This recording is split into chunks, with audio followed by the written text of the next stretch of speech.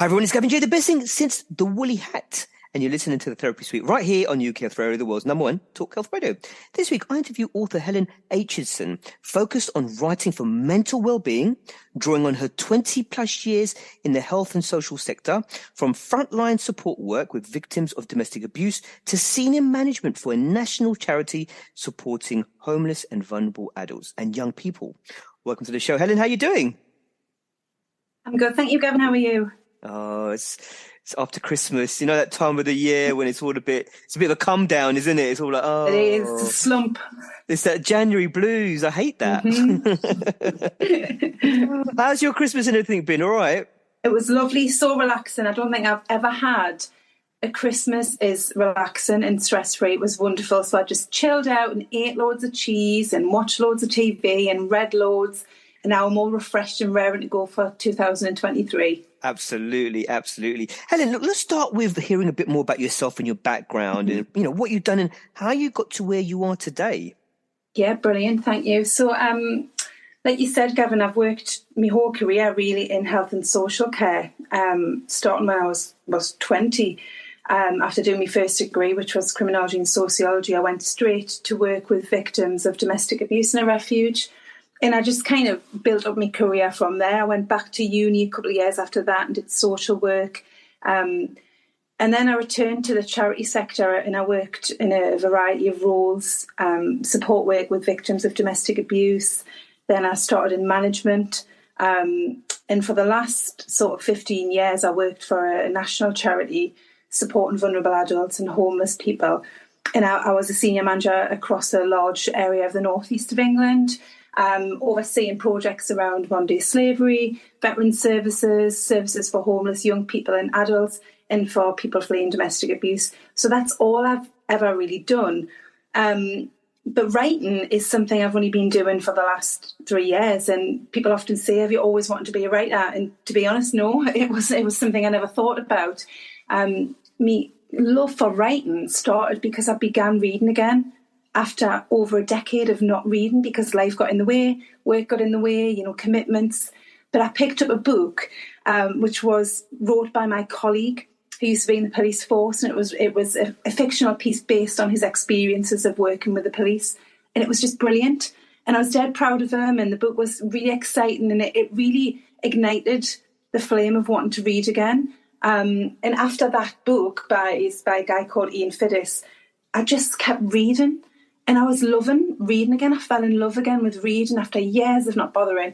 And it became sort of my stress release. Something for me, something for my well-being. And I would even take the books along to the gym and I'd be on the cross trainer reading a book and just absolutely absorbed and having that escapism from a really busy and stressful everyday life at work. And then I went on holiday with my parents and my partner. And I read a book on holiday that just made us want to write, basically. It was just as simple as that. I was reading this book by a guy called Mitch Albom. It's called The 5 People You Meet in Heaven. And it was such a beautiful, poignant book. And when I read it, I just closed it and I thought, this book's never going to leave me. It made such an imprint. And I thought, I want to make someone feel how I feel now after reading this book, knowing that the words would stay with us. So I came back home from my holiday to Newcastle where I live, and there was a competition with a local theatre company to win a place on a playwriting course.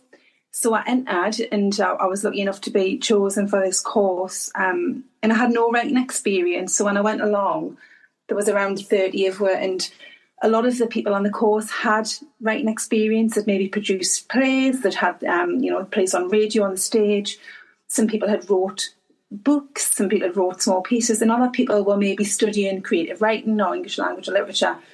And I was like, I send emails, that's all I do. All I do is send emails at work, 80 to 100 emails a day, and text messages. I've never written anything in my life.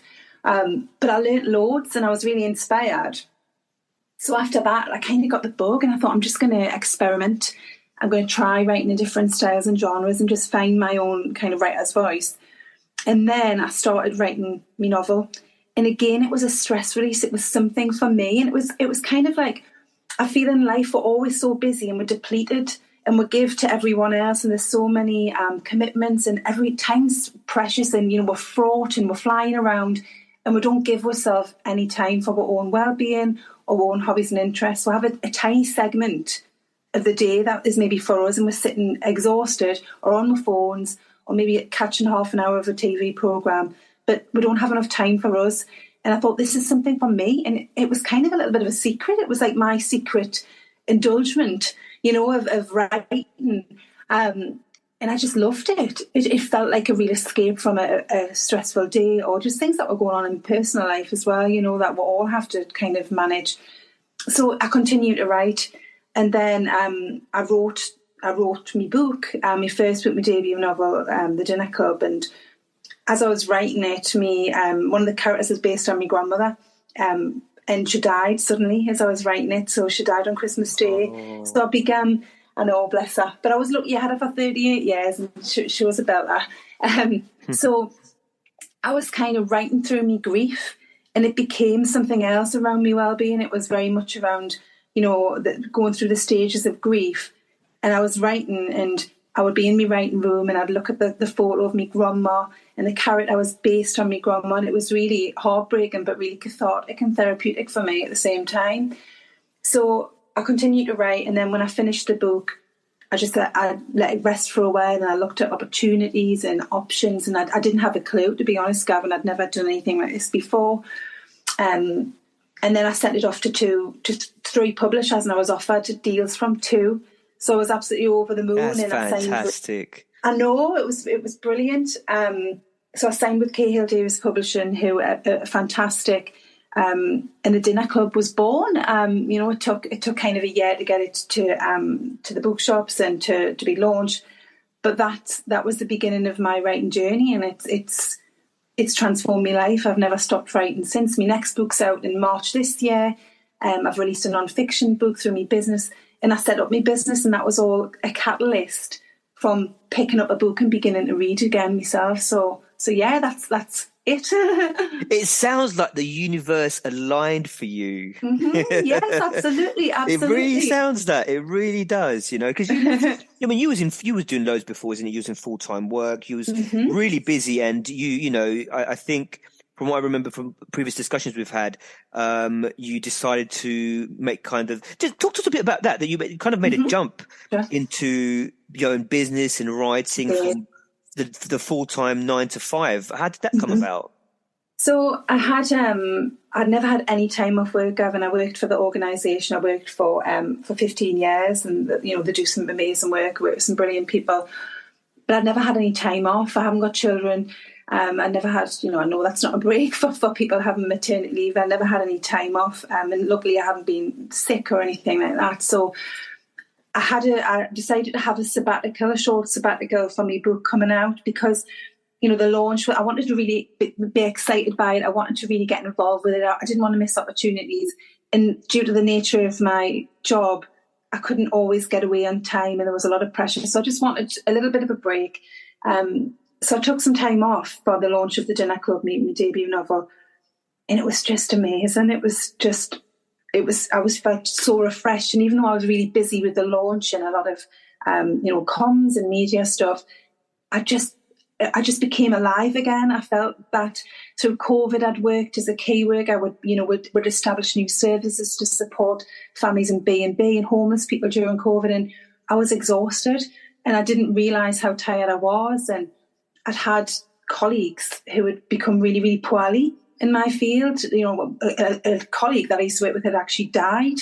And other colleagues had really kind of serious illnesses, and it was happening more and more. And I thought, I'm not getting any younger, I want to take this opportunity. So I had my sabbatical, and I just thought, I can't go back and do writing and work in social care because of the volume of pressure and responsibility. So something had to be sacrificed. And I thought, I'm never going to get a chance again with me writing. I'm in my early 40s. It's a whole new thing for me, and I felt like it was a gift from my grandma. The final gift from my grandma was that actually her book found a publisher. So I decided to leave my job, and it wasn't something I thought about lightly. I was leaving a well-paid kind of prosperous career with a lot of promotion opportunities if I wanted them. I had a job for life there, even though it was a charity sector. But for me, it was kind of, right, I need to do something, and my partner's really supportive. And we just sat and said, right, well, let's have a plan B, C, D, E, and F. And if things don't work out, you've got something to fall back on. And I knew I could pick up work in social care, hopefully quite easy. But at the same time, I'd be happy to clean. I'd be happy to work in a shop. I would do anything to pay the bills. So I had that attitude of, let's try. And if it doesn't work out, I'll do something else. So I've always worked with people. My passion is working with marginalised groups and, advocating to change social injustice and working with groups of people. So I thought, I might try setting up a business, and I've never had a business before, and I probably set it up in the worst economical time of my life with regards to the state of the country. But I set up a business. I set up a community interest company called Right on the Time. So my business is non-profit with charitable aims, and therefore I can apply for grants.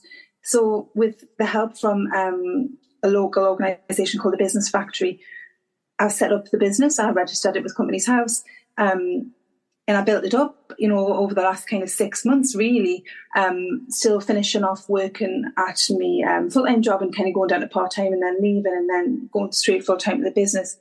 So I took a leap, and, some people might think, well, that was irresponsible in some ways, but at the same time, I had plan B, C, and D, and I think that's what people should take a chance.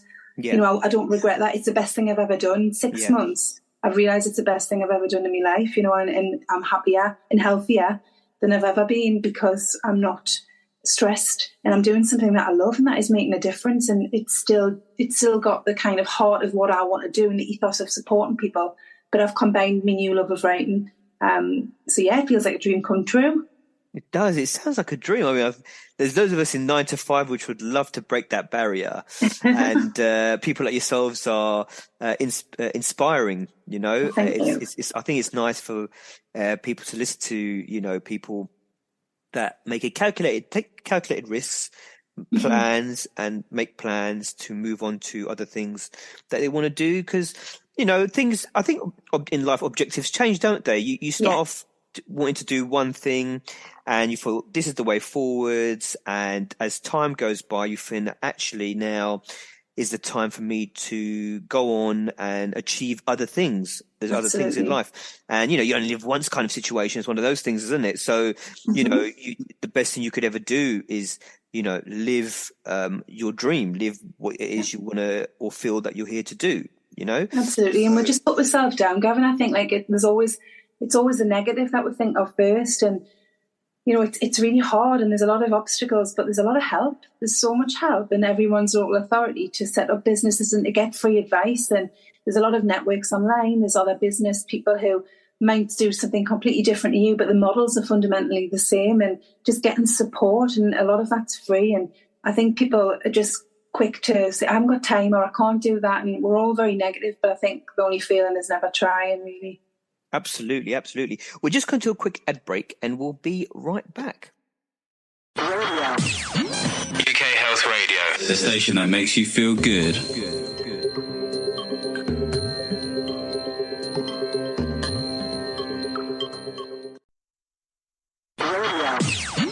UK Health Radio, the station that makes you feel good.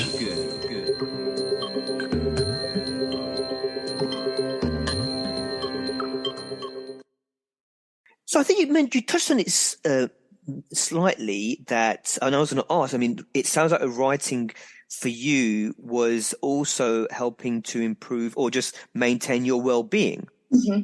Yeah, absolutely. I think, I've always tried to keep myself as fit and well as I can.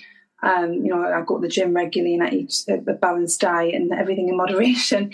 But I think mental well-being is a different thing. And I think sometimes we'll have a lot that is kind of inflicted onto with life's pressure, life pressures, family pressures, financial pressures, and writing just felt like a little bit of an escapism for me, from a very, very hectic day job with massive responsibilities. And, there was elements of my job that I loved, but there was elements that undoubtedly would have made us really, really poorly.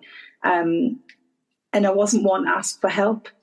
So instead it would be internalised, and I'd experienced anxiety in the past, and, not sleeping well and just kind of worrying. suffering in silence, is it? Kind of like suffering in silence. Yeah, absolutely. And I think we'll push ourselves so much, and I don't think I realised how much it was impacting on my mental and physical well-being until I kind of left that field. And that's not, that's not to say I didn't love my job, but it was hard. It was really hard work. And I know a lot of people are in that position. And for me, I found writing was my coping mechanism. So it started off as a reading, but then the writing just became something where I felt I could get my thoughts down on paper.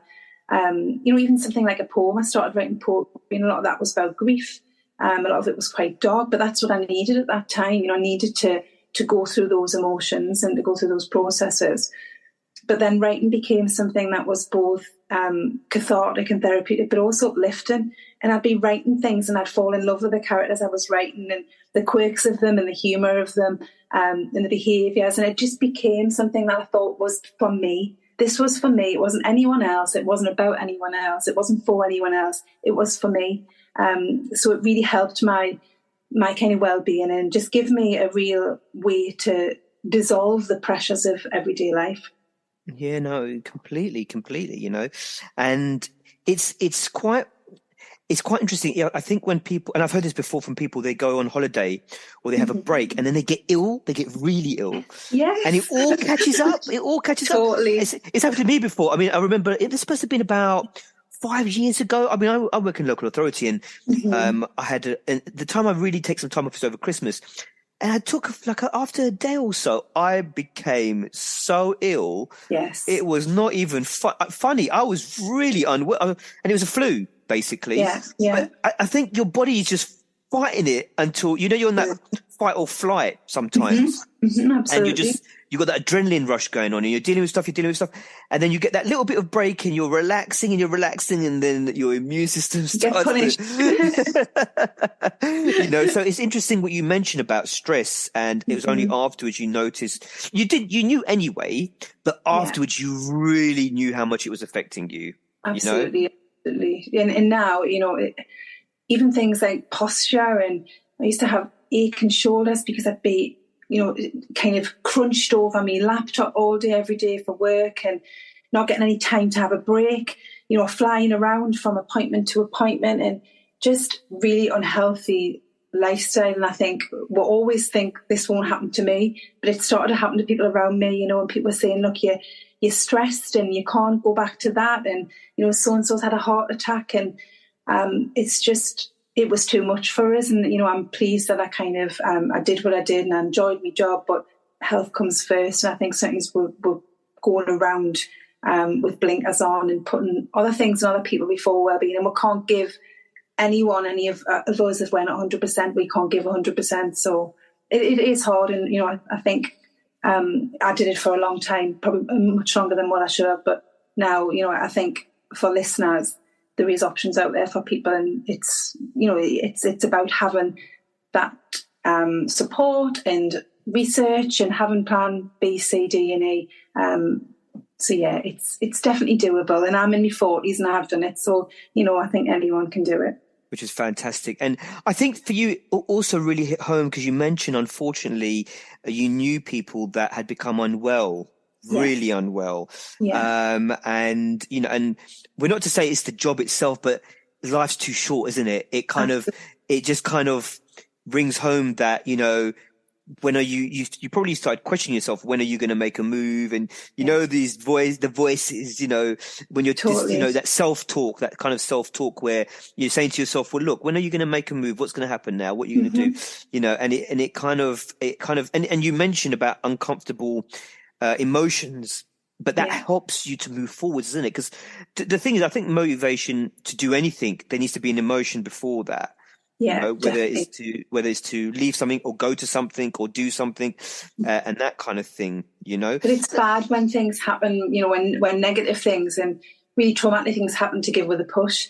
So for me, it was around actually. I knew I wasn't my best self. I knew I couldn't get a life work-life balance.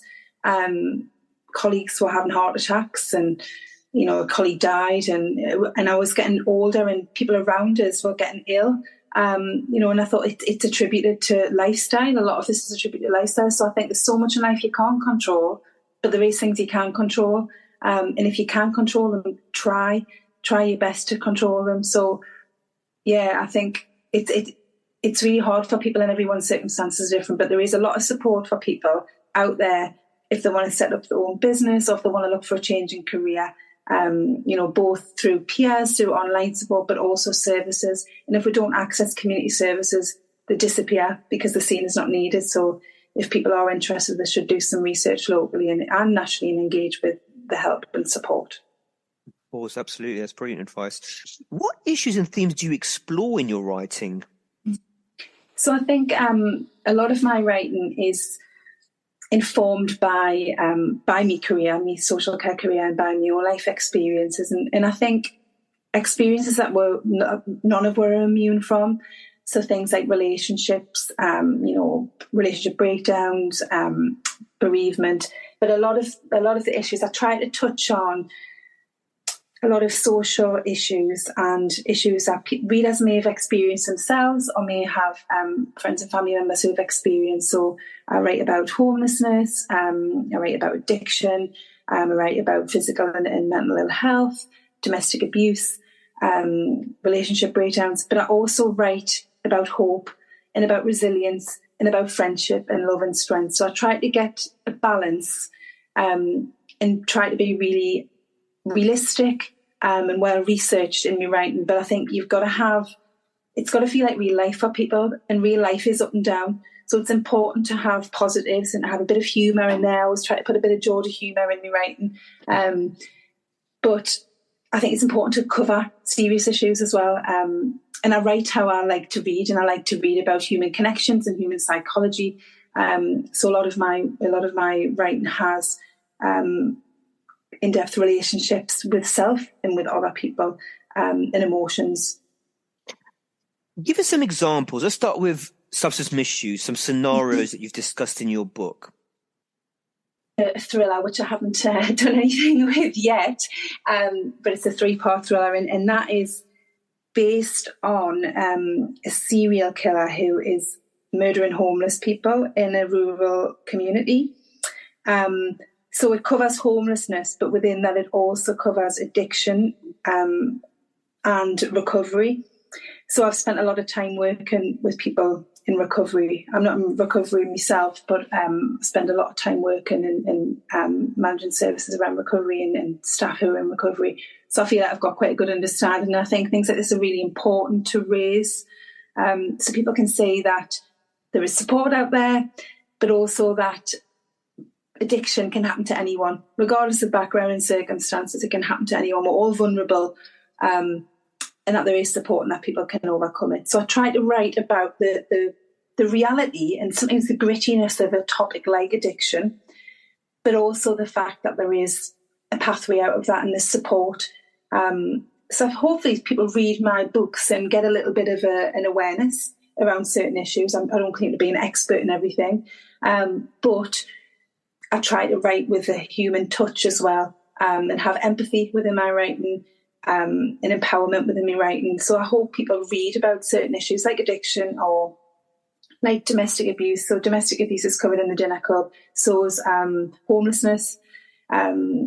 So is a situation where someone has carers, and a situation of someone questioning their sexuality. And I try to write in a way that's informed, isn't too heavy, but gives someone a little bit of awareness raising and a little bit of comfort if they're experiencing something or know that someone is. And I had a brilliant message from someone who read the Dinner Club, who said that she really identified with the young homeless girl who was a care leaver called Cara, and she said it had inspired her to actually reach out and get therapy for the first time in her life. And I thought, that's precious, that's priceless. Those types of comments are exactly what I want. And when I write, if it just impacts on one person, that's the most important thing. If it impacts on 2 people, brilliant. the most important thing is that someone reads something and doesn't feel alone, or doesn't feel, they feel accepted, they feel a bit of hope, and they know that if so-and-so can go through it and so-and-so can get through it, maybe I can. Even though these are fictional people, they're very real, and they're very real to the reader, and they're real to me, they're part of my life now, the characters. So I hope that when I write, and I write about sensitive issues, I write them in a way that is realistic, but is also hopeful. No, absolutely. And you're right, regarding substance misuse, I hear all kinds of stories like, there's people that have never drunk before in the whole of their lives. They get to their 40s or 50s, and there might not be a reason behind it. I've heard people just start drinking. and I don't mean just a social drink. They start drinking really heavily. Yeah. And sometimes there's no trigger. Everything's fine. And I've heard those kind of stories as well. Yeah.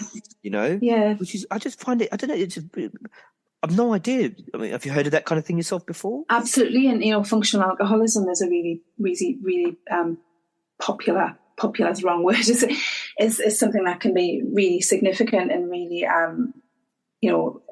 there in people's lives. And I think people don't know how to ask for help. And I think the culture that we live in, it's kind of like the way that we talk about alcohol is really difficult, because it's like, I'm just going to have a glass of wine and I'm going to do it. And it becomes really socially accepted, where you wouldn't talk about that with heroin, for example.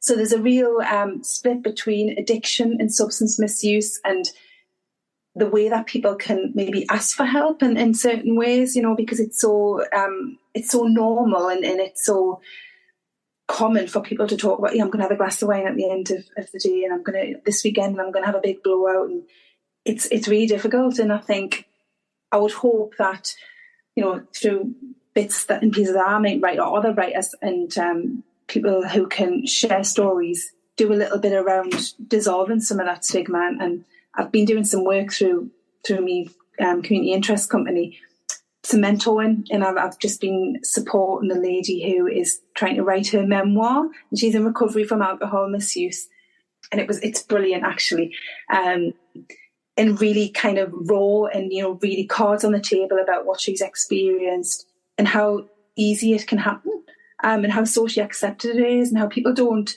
People question if you're not having a drink, and it's all about, well, let's have a drink and let's celebrate. And there's a lot of peer pressure, isn't it? There's that peer pressure. Absolutely. And that's not saying that people shouldn't be able to do that. Like I say, I'm not in recovery now. I drink alcohol myself, but I think there's something about raising a bit of awareness around things like substance misuse, around drug and alcohol misuse, and mental health, and why people do pick up, it becomes a problem, creeps up on someone, but also people who have experienced trauma and are desperate to try to block that out. So hopefully some of the storylines and the characters help people in certain ways, or just even connecting with a character, I think is really important as well. And rooting for a character, all those things are super important when you're reading and writing a book. What scenarios of domestic violence have you discussed in the book? So there's a character in the dinner club who is in an abusive relationship. And within that, I talk a lot about the emotional impact. There is some physical violence, but it's done in a non-descriptive way, because obviously sometimes readers need a trigger warning, and I would never want to kind of traumatise people. So I've had a few conversations with people who've asked about the book and how the violence is discussed in the book as part of the storyline, but it's very it's a lot around emotional abuse. So I've tried to raise awareness around different types of abuse, but also that people can leave those situations, and that there's kind of there's love after that as well. I worked on and off for 20 years with victims of domestic abuse, both female, male, gender fluid and non-binary individuals, and I think it's really important to say that people can recover from abusive situations, and that it doesn't, that's not the end of everything, and that there's support out there. So when I write about the character Violet, it alludes to possibly a happy end, and I don't want to give too much away. No, of course, no. It's around, around that people can can kind of leave those situations, and they can heal and they can love again in a healthy and non-abusive way. When I used to liaise with domestic violence services through work, I used to know the team manager in domestic violence services, and she used to give me stats and that kind of thing. And I think it's averagely, it could take someone 10 to 12 years or something like that before they leave an abusive relationship. Averagely, is that about right? Is that what you've heard as well? It's not. I think it's about 7 or 8, but it's 35 instances of domestic abuse before someone leaves. And I think, I worked as an AIDVA, so I worked with the police with high risk, the people at highest risk of getting killed or significantly harmed. But I think it's really important for me as well to recognise that domestic abuse happens in different types of relationships and different relationship dynamics. So the first thing I got published, first short story I got published was around domestic abuse, and you're reading the book and people are making assumptions that the victim is a female, and at the end it's a male. And the female is the perpetrator, and I deliberately wanted to do something where it's not about certain genders, it's about behaviours and about power and control. So I think those issues are really important, Gavin, to discuss. I think they need to be done in a sensitive way, but I think there also needs to be hope and resilience, and kind of strength within that. So it isn't all doom and gloom all the time. Absolutely. I've heard of males that have experienced domestic violence, and I've heard some kind of negative feedback about when they've gone to services or the people's views, because the person was a male. They've been maybe by people that they are close to them. They've been kind of, they don't feel that confident in going forwards about it because they felt they were not taken seriously enough. And they didn't feel confident enough to go to services. Some people do, but then I think through the male ego, you can feel a bit embarrassed about the situation and feeling maybe a bit uncomfortable. So not with all males, but some males. It's one of those. It's like with everything, it depends on the person themselves. So I think sometimes it's difficult and just like with ladies, it's difficult to come forward about domestic violence. Absolutely, yes. That's where the common ground is, because it's like, and some people don't even know that it's domestic violence. The psychological, emotional abuses sometimes can be so kind of underlined, like so under the radar, but it's happening, isn't it? Absolutely. And so it's a very tricky area, domestic violence, very complex. So you also, before I ask that question, let's go to another quick ad break and we'll be right back. UK Health Radio, the station that makes you feel good.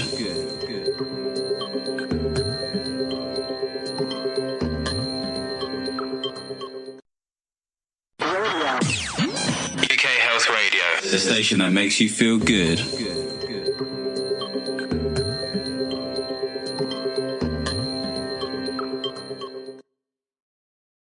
So you also talk read and rather write about care of the elderly as well. Yeah. So you give examples of people, what they're going through, being cared for, and So in the dinner club, there's a character who Florence, who was based on my grandma, and my grandma.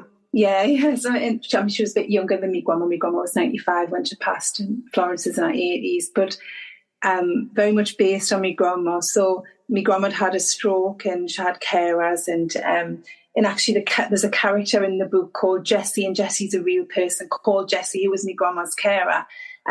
So I talk about care and work in the book, and Florence and Jessie have conversations, and Jessie becomes part of the dinner club and helps out, and there's a real bond there, and I hope it's Jessie's not she's not a main character, but I hope I help to highlight how hard carers work, because I think they're brilliant, and that I've worked with them throughout my career, but they were brilliant with me grandma as well. So I try to touch on those issues of age and of how physical disability and physical illness and how getting old impacts someone, but also loss through that, and Florence has lost her husband.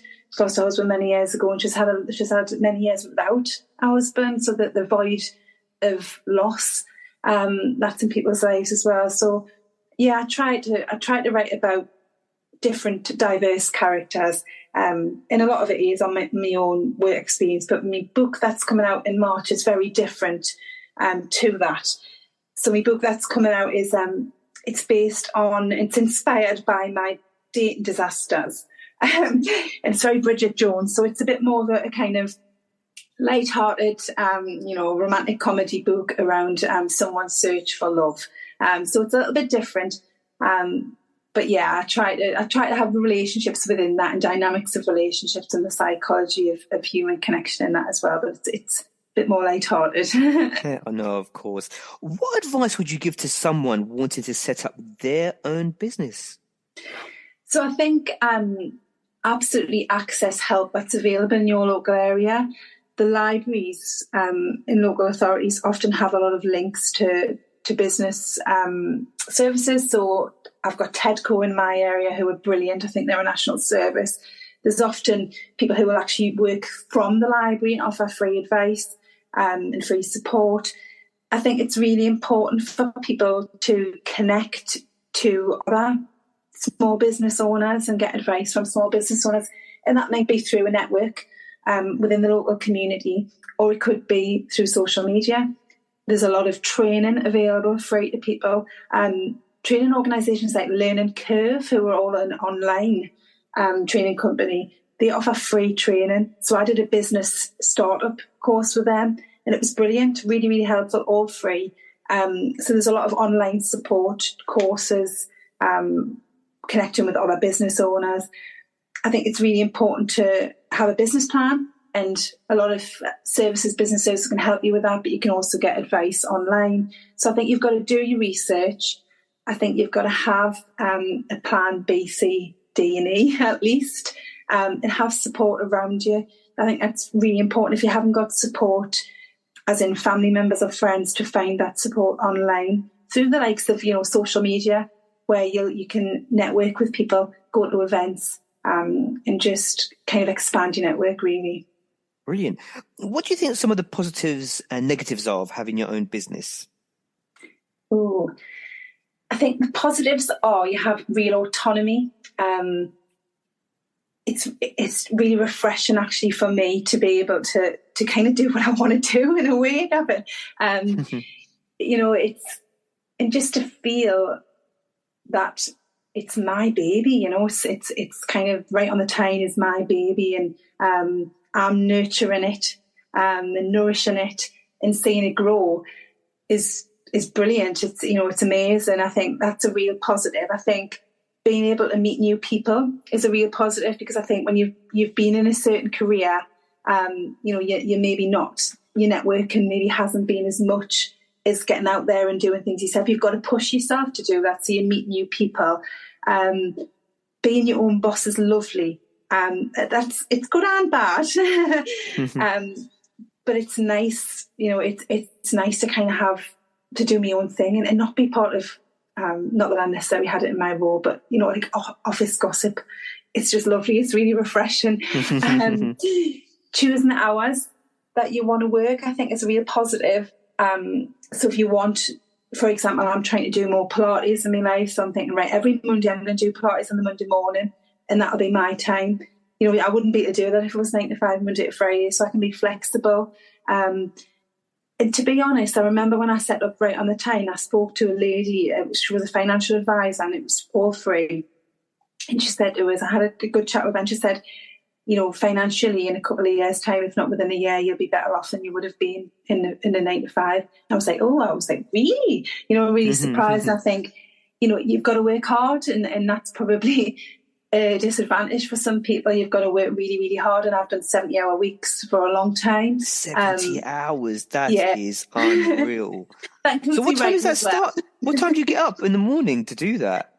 Oh, it depends. I mean, sometimes I'm out and about straight away teaching, for example, but I'm not going to do it this year, although I did do it last weekend, but I was working 7 days a week, emails or writing. So even though writing is something I really enjoy, it's still hard work at times. Of course. And then you have to switch the brain on. So I've been working, non-stop.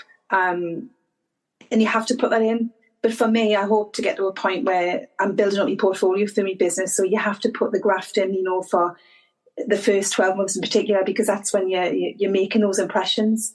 And that becomes your marketing tool of actually you've done X, Y, and Z within the business. And then hopefully you can be a bit more selective around what you want to do going forward in your business. But yeah, it's financially being more promising is definitely a positive, but the negative is that you have to work really hard, and that I've done a lot of hours, but regardless, I'm less stressed than I was in a 40-hour week.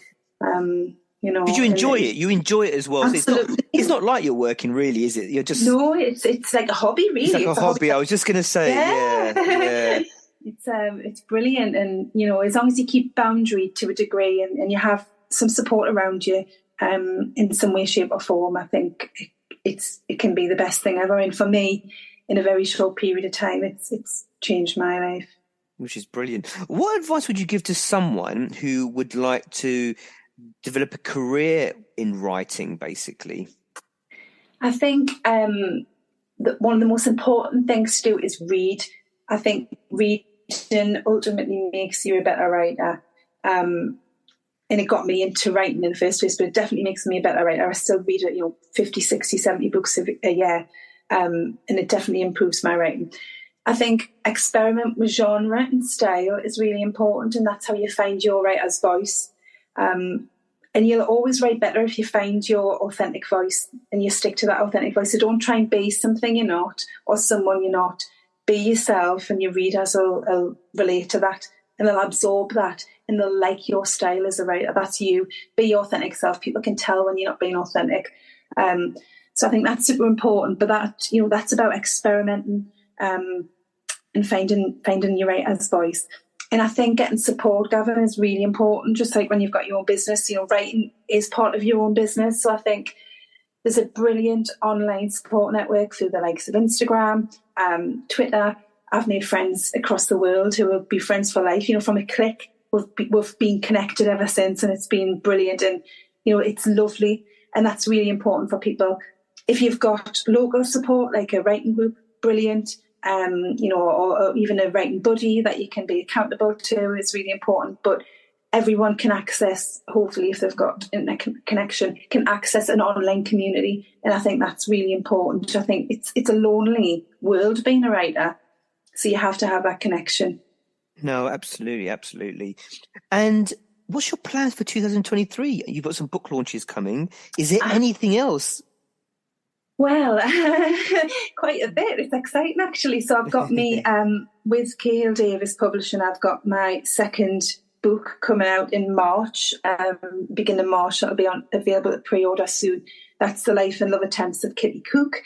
My first book, The Dinner Club, has been chosen for my local authorities' library's Book of the Year, which is brilliant. Fantastic. Well done. Yeah, thank you. And there's going to be a campaign around falling in love with reading through the Dinner Club. So I'm dead excited for that. That's in my hometown. And then I've submitted another manuscript to my publisher, which hopefully they like. That will hopefully get picked up.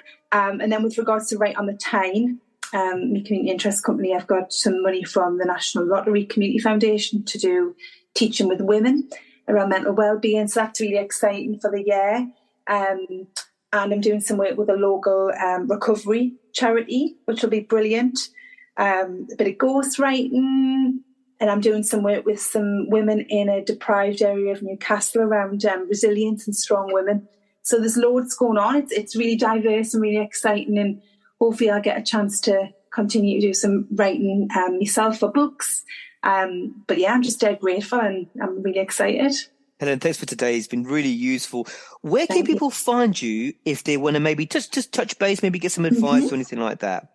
So I've got two websites. I've got Helen Aitchison Writes, which is my author website, and I've got rightonthetyne.com, which is my business website. And then I'm available on Facebook and also Twitter at Aitchison Writes, and Instagram helen.aitchison_writes. Brilliant. And where can people find your book to buy? So the book is available at Amazon. It's also available through Waterstones. So you just the links are also available on my website, so you can get it in ebook, for example, or in paperback in different formats. So it's probably best to look through my website, to be honest. Brilliant. Thank you again. And thank you so much. That's okay. And thank you to our listeners. You know, you can find me on Instagram at GavinJ417. Until next time, take care.